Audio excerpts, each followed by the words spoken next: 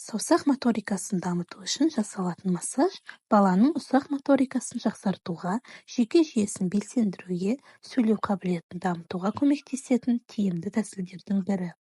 Мұндай массажды 2 жастан бастап жүргізуге болады.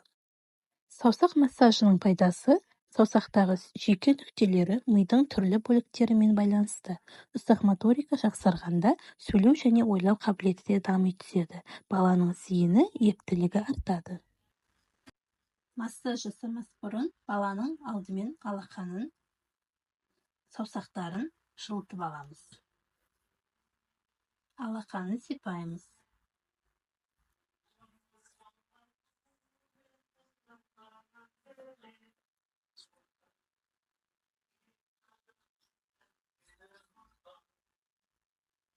Саусақтарын жаймен уқалаймыз.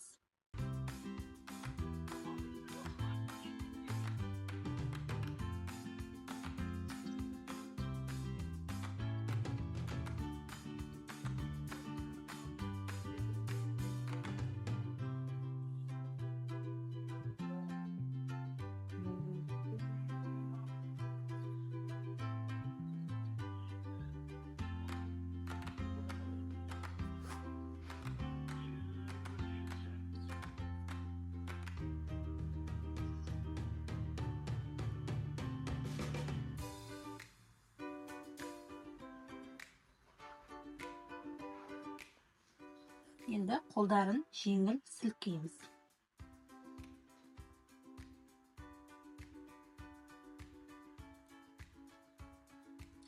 Енді әр саусақты жоғарыдан төмен қарай бөлек-бөлек уқалап шығамыз. Бұл жерде массажды ойын түрінде жасауға болады. Не басынан бастайық. Бас бармақ, бауырсақ, бала үйрек, шай ішер, ортан терек, ойын ойнар, шылдыр шүмек, сырнайлар,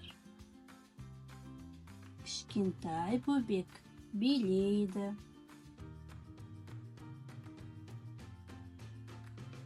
Осылайша екінші қолға да жасаймыз.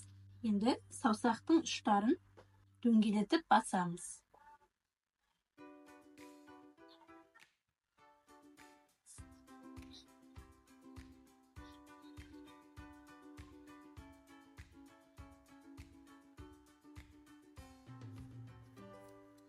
Келесі қолға да жасаймыз.